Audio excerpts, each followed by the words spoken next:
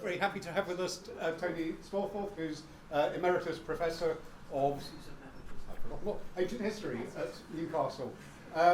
He has spent a lifetime studying Greek culture, particularly in the Roman period.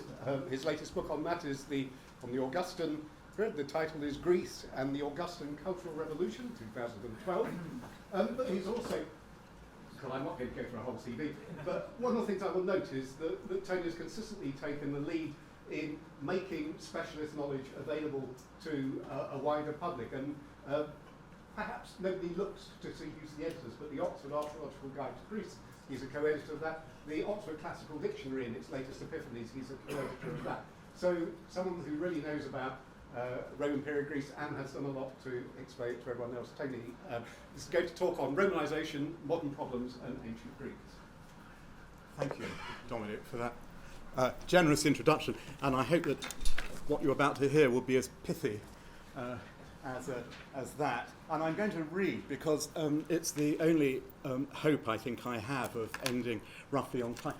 I've got half an hour, and it says on my watch 25 past, so I should, yeah. So by about 5:02, I should be making way for Tessa. There's Tessa. Okay. So I'd like to start by thanking the organisers for the invitation, and also the audience, of course, for being here and giving up what, certainly down in Brighton, where I've just come from, is an absolutely glorious day. I mean, as I took the train, half of London seemed to be getting out of it down in Brighton to get up to whatever Londoners get up to in Brighton. Well, in half an hour, there's just about time to bat some ideas about. The question mark after Romanization in the title of today's conference dispenses, I hope, with the need for me to perform my own hand-wringing over what some people today see as the conceptual inadequacy of the term Romanization. I merely note that, to my knowledge, an alternative term has yet to win widespread agreement. And from here on, my talk divides into 10 segments. So I start with the entry Romanization in the 4th edition of the OCD, published in 2012. And the organisation of this entry is perhaps instructive. I mean, it might be instructive of editorial failings apart from anything else, but there we go. There's a brief preamble which notes the more recent problematization of the term itself. Then follows the meat by two distinguished scholars, divided into two. The subheadings read, in the West, and then in the East. This geographical split enshrines, indeed, perhaps perpetuates the traditional view that becoming Roman meant different things in the different halves of the empire. So in the West, the process of Romanization is linked to, I quote, styles of art and architecture, town planning and villa living, as well as, I quote, the adoption of Latin and the worship of the Roman pantheon. For the East, Romanization is indeed diagnosed and discussed, although with different emphases. One difference is this. The first entry, that is to say the entry in the West, cites the well-known passage in Tacitus's Agricola as an item of evidence for the Roman state deliberately spreading Roman culture in the West. No such evidence, ancient evidence, is adduced for the East. On the contrary, the second entry highlights significant areas in which the imperial state is said to have held back from intervention. We read that, quote, no attempt was made to introduce or impose Latin as the spoken language of the East. And in the crucial matter of urbanization, although the imperial state is seen as actively promoting this in the East as well as the West, we are told that the hundreds of new cities arising from this process were Greek, not Roman, in their constitution and institutions. From this article, in sum, the reader is entitled to conclude three things about the workings of the imperial Roman world. Firstly, and for whatever reasons, the imperial state could intervene to promote Roman culture, implicitly defined in the article as the ideas, customs, and social behaviour of the Romans themselves. Secondly, the empire treated the West differently from the East. Thirdly, the process of Romanization, scare quotes, was two-way. For both halves of the empire, the article propounds a collaborative model of agency. That is, indigenes, especially local aristocrats, are seen as working with the ruling power in the copying or in other ways of promotion of things Roman in certain areas of daily life. So that's the end of my first segment, another 9 to go. Students, hang on to these. 8. The second segment is a kind of parenthesis to the first. It addresses the academic tendency these days in some quarters to decry this so-called top-down view of elite agency. Some would say, indeed do say, that such a view, I quote, in fact I quote from a review of the book which Dominic mentioned, such a view offers a rather narrow perspective of cultural changes in a complex society, unquote. I would merely like to register my slight disagreement with this kind of protestation. To me, it is in danger of playing down, for reasons perhaps as much to do with present-day ideological preferences as with good history writing, what the Roman world was really like. The pivotal role, socially, politically, and economically, of provincial elites in the running of, in the fundamental stability of, the Roman imperial system is too well known to require reiteration here. However, I would like to emphasize a perhaps underplayed aspect of this pivotal role, which is this. When Augustus transformed the Roman state into an autocracy, he also transformed the uppermost echelons of the Roman social pyramid into what comparative history has taught some of us to call a court society. This well-studied kind of social configuration is nowadays understood for what it was, namely, more or less a system of government, one which, in the case of imperial Rome, is beginning to be recognised as crucial to the construction of the emperor's power, as much as, perhaps more than, say, any constitutional base. In comparative history, a near universal trait of courts organised around powerful rulers is the dominance of deference and flattery as the characteristic styles of communication between ruler and a political elite dependent on the ruler's favour for status, for advancement, even for life itself. In imperial Rome, the anxieties to which this behavioural shift gave rise in the political culture among the governing classes are reflected in both Latin and Greek literature of the age. In the provinces, the most obvious manifestation of this new kind of society is the extraordinarily rapid rise to ubiquity of emperor worship. And I'm well aware that there are other ways of understanding the Roman imperial cult. There is equally no denying that the Roman imperial elites themselves described this sort of religion as flattery, Latin adulatio, Greek kolakia. As for the identity of these so-called flatterers, suffice to say that local provincial politicians staffed, funded, and more often than not founded the imperial cult of such and such a town or province. The well-connected leaders of this stratum of notables constituted a far-flung arm of the court society, a kind of outer court, to use the jargon of court studies. That's the end of the second segment. Staying with deference and flattery for a moment longer, in imperial society, these also took the form of elite imitation of the ruler's personal example.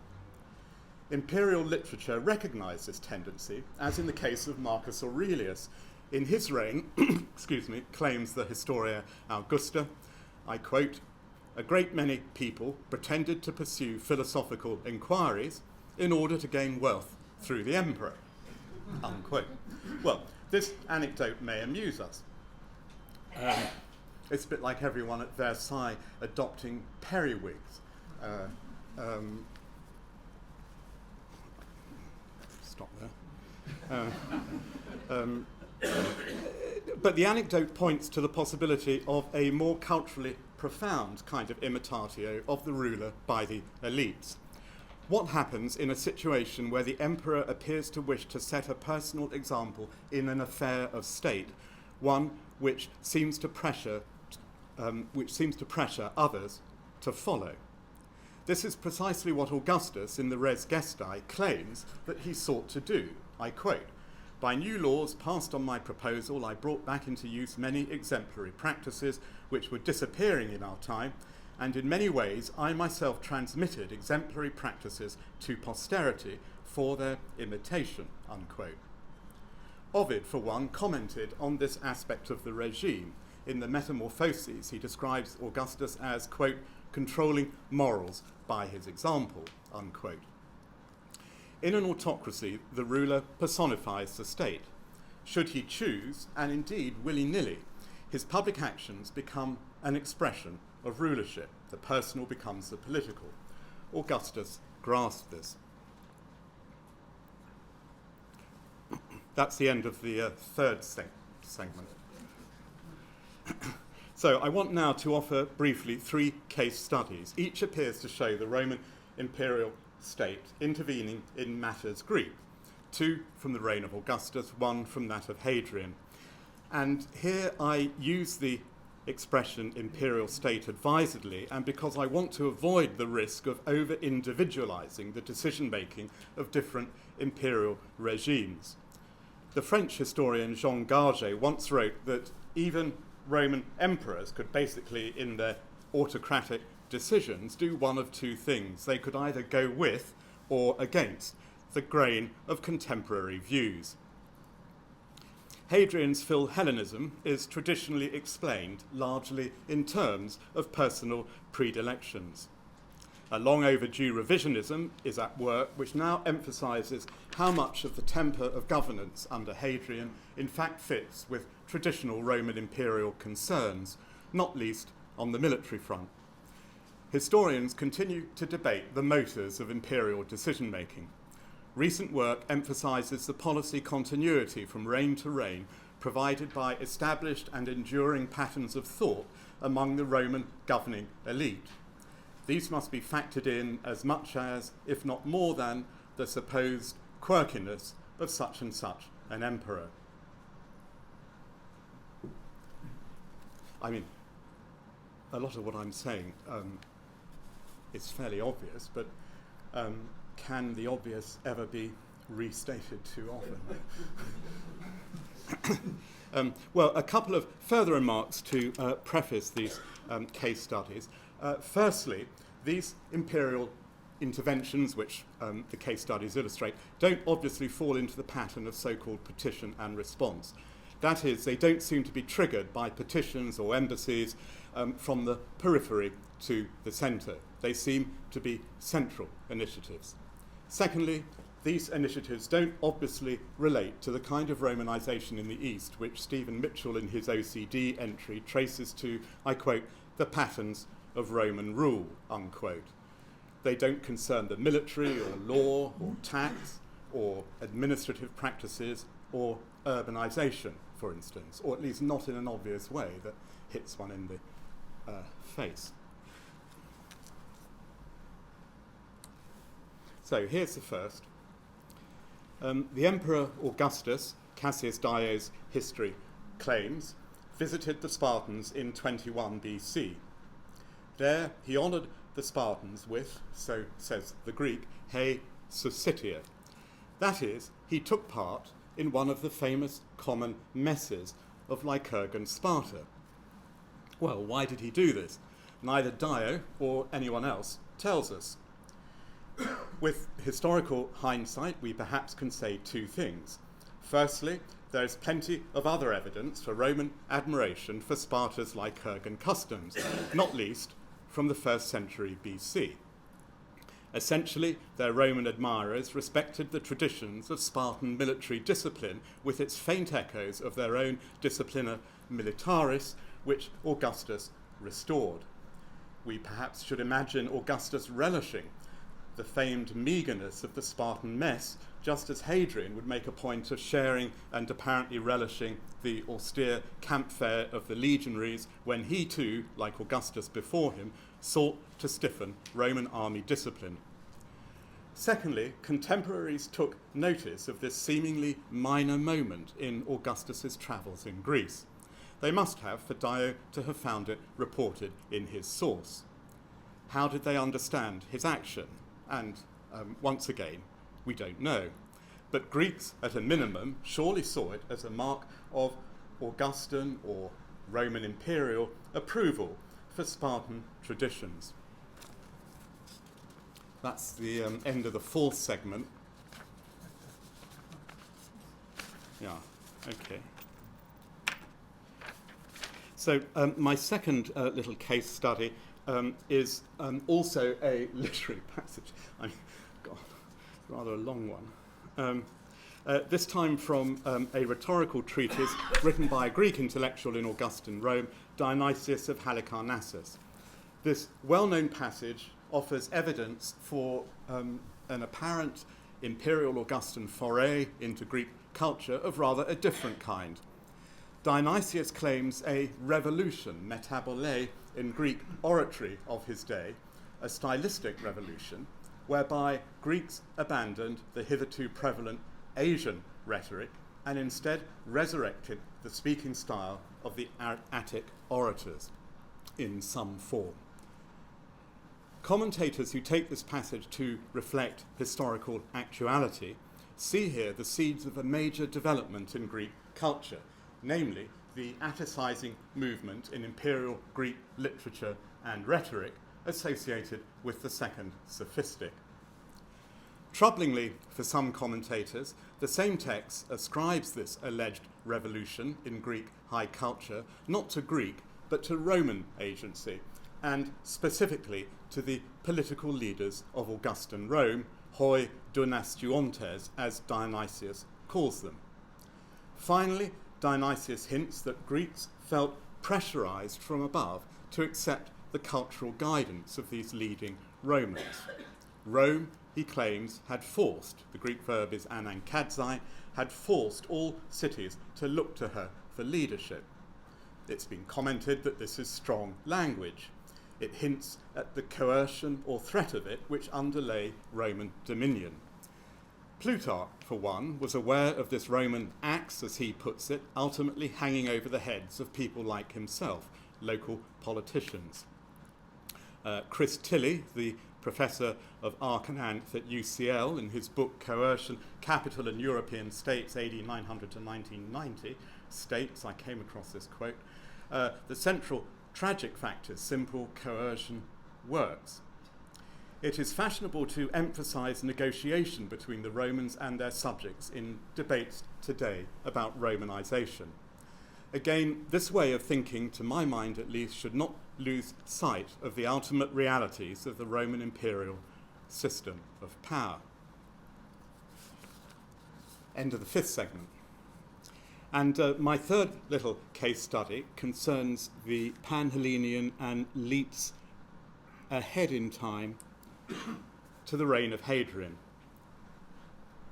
No ancient writer provides any general description or explanation of this creation of the Emperor Hadrian in AD 131-2. The direct evidence for imperial agency is inscriptional, as in this key text, a battered assemblage of fragments from Athens. So the Panhellenian was a council of representatives of Greek-speaking cities spanning at least 7 provinces, as we now know, at the latest count, in 3 continents. This inscription, as most recently restored, explicitly attributes the creation of this council to the Emperor Hadrian, and I'm sure myself that that is right.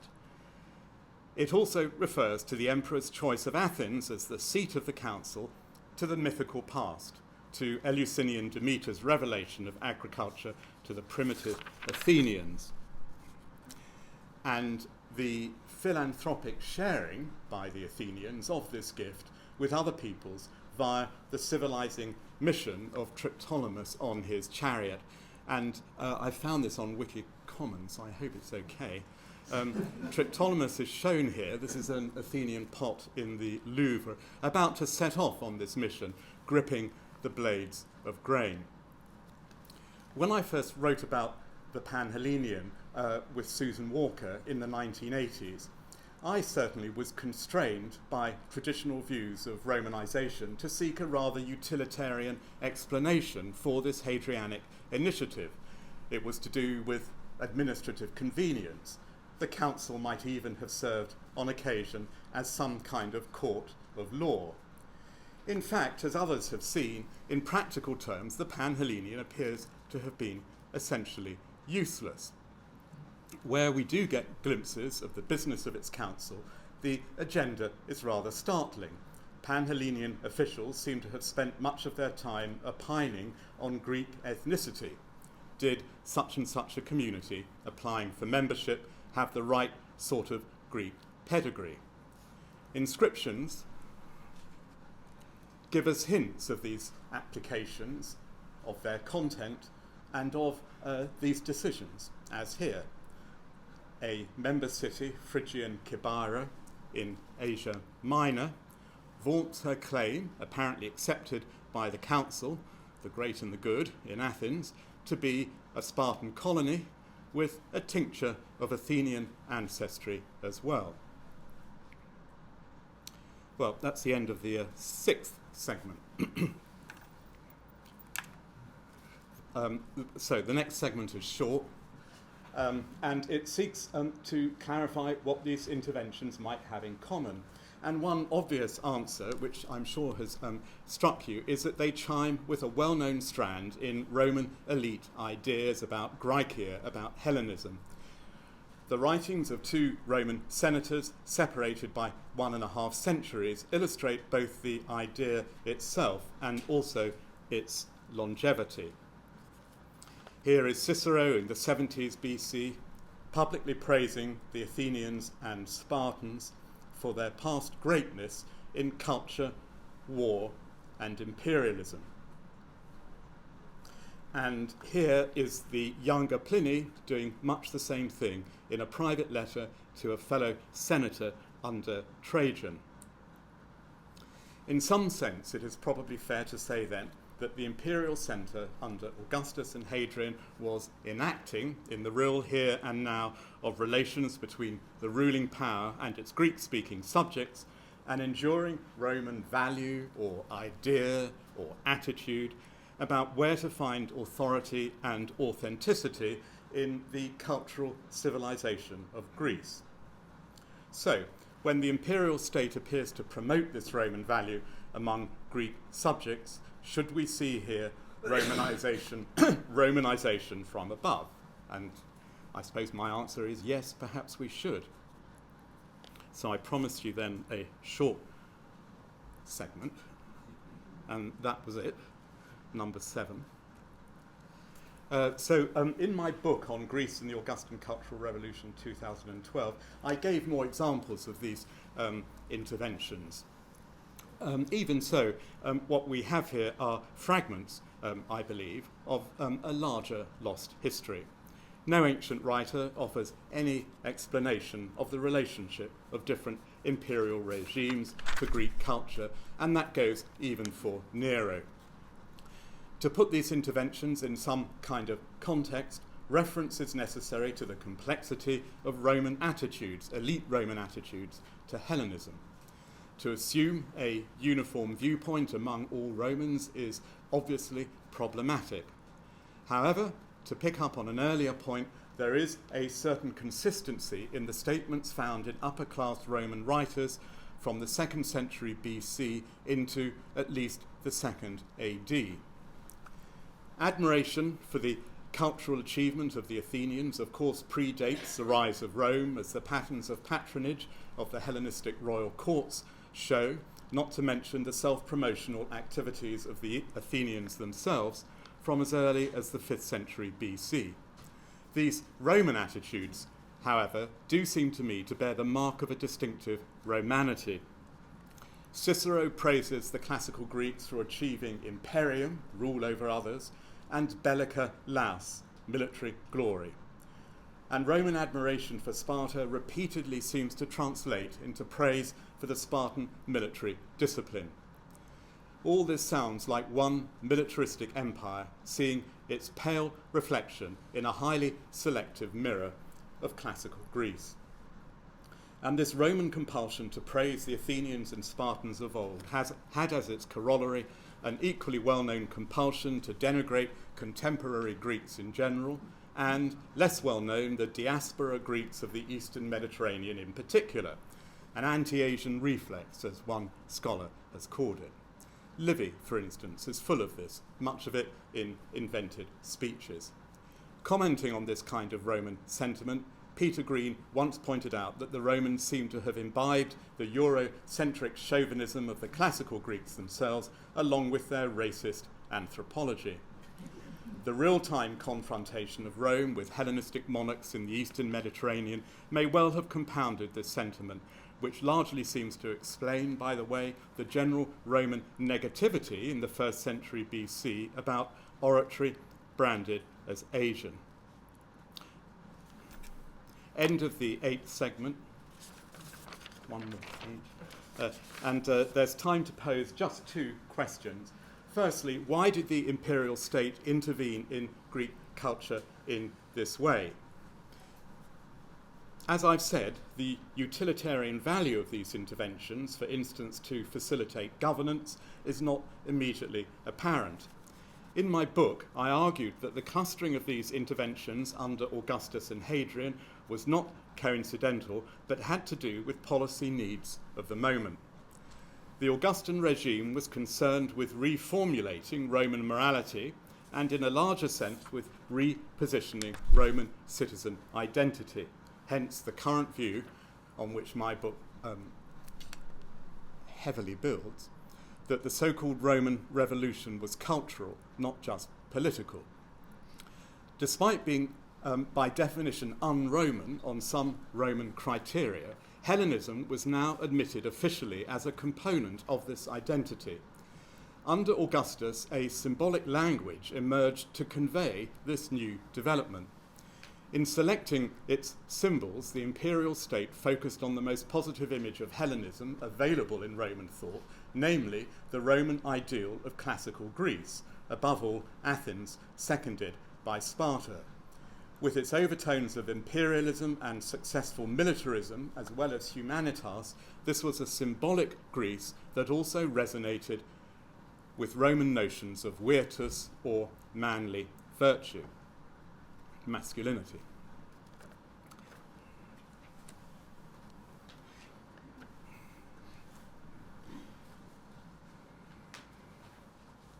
Under Hadrian, as I've argued, the policy issue was different.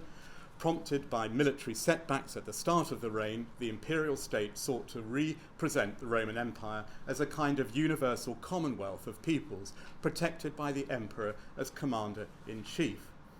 This so-called Eastern Hadrianic breastplate statue type, subject of much ongoing debate, especially about the scene on the breastplate itself, seems to belong to the reception among Eastern provincials of this new ideal of Roman imperial rule.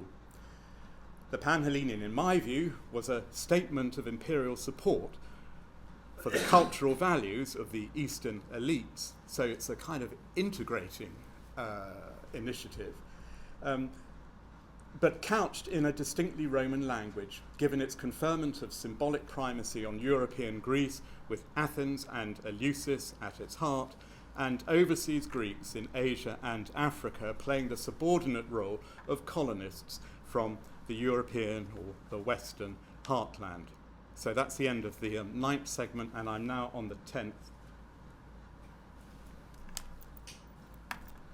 So, to conclude, I haven't said anything yet about the interaction of provincial Greeks with this Roman imperial construction of Greek identity.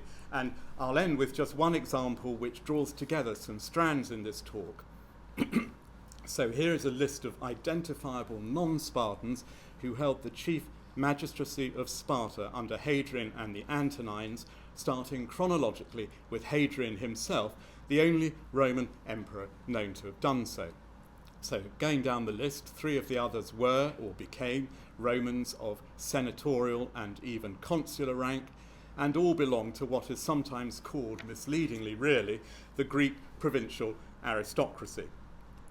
You could use these data to argue in favour of the power of the imperial exemplum, A, and also B, the workings of the courtier mentality. How far the Greek high culture, which Easterners of this type were the main producers and consumers of, was also shaped by the ambient sound of long-lived Roman attitudes to Hellenism, reinforced by occasional but sometimes startling central imperial initiatives.